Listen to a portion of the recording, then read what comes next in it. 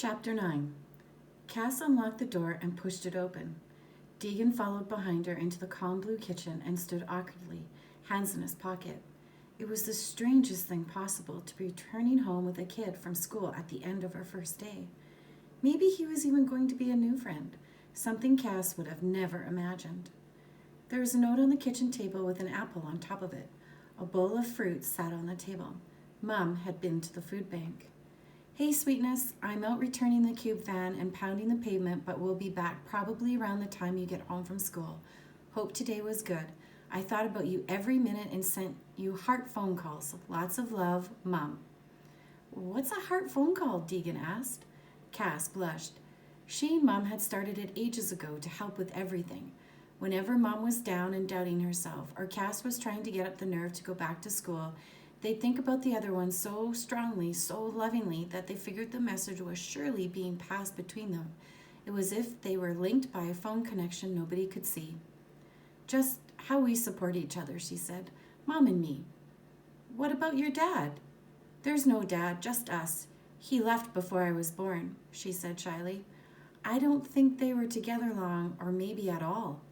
She half flinched when she checked to see if he was giving her the withering look all of the kids had done at her old school, looking down on her as if she was less than they were.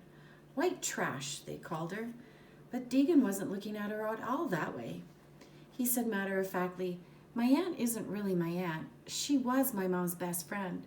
She left the reservation to come and get me after my mom got sick because she had a dream about it. But then my mom died, and by then my aunt was working as a healer here in the city. So she's raising me here. She thinks that's how it's supposed to go. It took Cass a minute to take this all in. What about your dad? He had some problems. There are lots of reasons he couldn't help to raise a baby.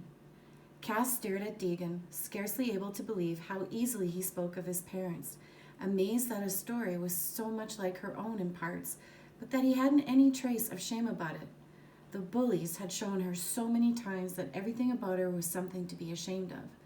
But something had prevented Deacon from believing that about himself, even though people like Alice had surely tried to make him feel puny and worthless. What had kept him proud about himself and his background? Can I see your mask? Come on, she said. Cass led the way down the little hallway, listening for the music of the false face, the curling voice so similar to the vines in Deacon's sketch. It was pulsing there, at the back of her mind. The mask was pleased she was inviting Deegan to see it. Happy Cass had met him. Everything was somehow going as the mask thought it should. But Deegan's words echoed in her mind. You have to be careful with a false face. Those are tricky. It can go either way with them. Cass led Deegan into her little bedroom and over to the dresser where the mask lay in the drawer. It's in here. She slid the drawer open and froze. It was empty. Where is it? Cass asked. Deegan said nothing. Then she was frantically pulling out each drawer, rummaging through clothes. She ran to the closet, pulled the door open, tore through everything hanging there. It's gone, it's gone! But the mask was still hanging in her head, far away like the impossible sound of a finger beckoning. It was a blur after that. She tore through the house and Deegan behind her. She searched in the cupboards of the kitchen, poked through the cushions in the couch, looked in the wooded cupboard by the fireplace. There was no sign of the mask. The panic rose in her as she realized it was not to be found in the house. Where else could it be? The backyard? I'm going to search outside, she said to Deegan, although there is no reason it should be out there. No reason it should have moved at all. And how did it move? Did someone take it, or did it move on its own? Okay, Deegan said. His voice was calm, like it was perfectly normal that they should search outside for a false face that might have gone for a walk. We'll search outside. They walked slowly down the slope of the hill, looking behind trees and bushes. Overheard birds wheeled as if everything was normal. Toward the bottom, they neared the dumping ground that was just beyond the limits of the backyard, the no man's land. Cass climbed the back fence and stepped carefully down into the garbage, seeking out those rolling eyes and that black hair. Instead, she saw garbage bags strewn everywhere, along with broken furniture, cracked bottles, and other things nobody wanted. She almost didn't see the crumpled envelope, lying where it had landed next to a broken cardboard box. It was bright white against the ground. After a moment's hesitation, Cass leaned down and picked it up, smoothing it out. The typed words on the front were still clearly visible. Miss Denise Foster. She stood holding it for a minute, trying to decide, should she leave where it was and respect Mom's wishes not to know what was in it, or should she at least bring it back to the house? Should she read it? No, she couldn't read it. That wouldn't be right. But a little voice whispered, what if Mom changes her mind one day? What if Mom decides she wants to know what's inside, and you could bring it out for her, kept safe for as long as was needed? Cass stared at it for a minute longer, then shoved the envelope in her pocket. Mom's excited voice rang out from up the hill. Cass, I'm home. Is that you? I have something amazing to show you. What are you doing down there? Cass straightened. Just showing my friend the backyard, she called, hearing the strangeness of the words. My friend? They climbed up the hill toward Mom. Hello, Mom said, glancing from Cass to Deegan and back again, with the cautious and then delighted smile that spread across her face. Cass had never brought anyone home before. This is Deegan Hill, she said. Deegan, that's my Mom. It's a pleasure to meet you. Mom kept grinning like a fool. She was obviously thrilled and struck with shyness at the same time, wanting to be welcoming, but not having much idea how. And meanwhile, all that Cass could think of desperately was the mask. Hi, Deegan shook her hand. Mom beamed even harder, looking flustered. Okay, both of you, come on up to the house. I have a big surprise. They followed Mom back up the hill and through the gate to the kitchen door. Mom pushed it open and rushed in. Then she stepped to the side of the kitchen table, waved her arm with a flourish, and said, Ta-da! It was a computer. More specifically, it was a big box with a photo of the computer on the front. Mom had opened the top, and Cass could see all of the components inside.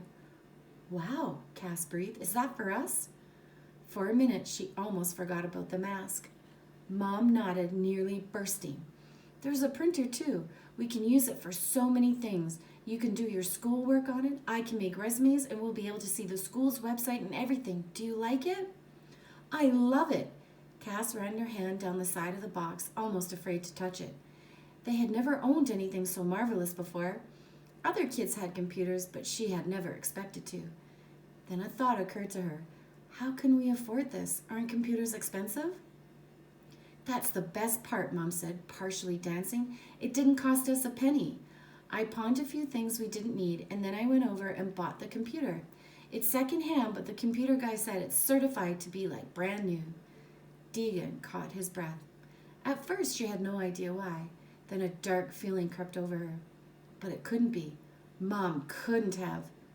You pawned a few things? Like what? She was afraid to hear the answer. Some things left in cupboards that we don't need. Nothing important. Don't worry.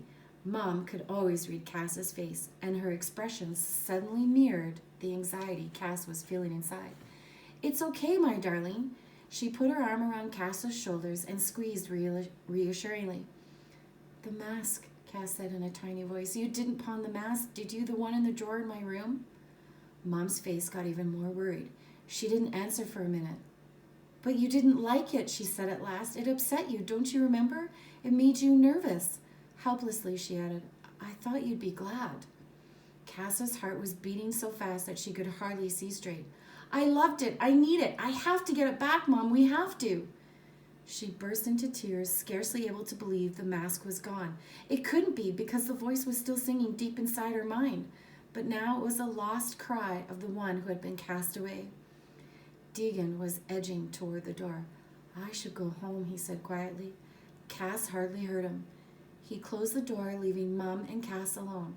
We have money, Cass said, her voice shaking. Can't we use it? Can't we buy the things we need with it and not pawn my mask? Mom sank into a kitchen chair, her face looking aged all of a sudden.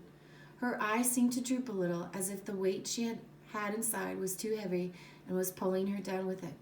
I can't use it. It's for you, Cass, for when you're older, so I can provide for you in a way that she couldn't, or didn't want to. She breathed out slowly. I can't explain it very well, but that money is tainted for me. It's like poison. Too little, too late. Some money doesn't make up for the years in those homes, the things that happened. She put her head in her hands for a while. When I land a job, I will buy it back for you, I promise, she said in a muffled voice. Mom looked so small and so sad that Cass couldn't even answer, couldn't say everything she needed to say, couldn't explain that she needed the mask so desperately because it sang about soaring above the clouds and the birds, showed her the shining lake below. She put her arms around Mom instead.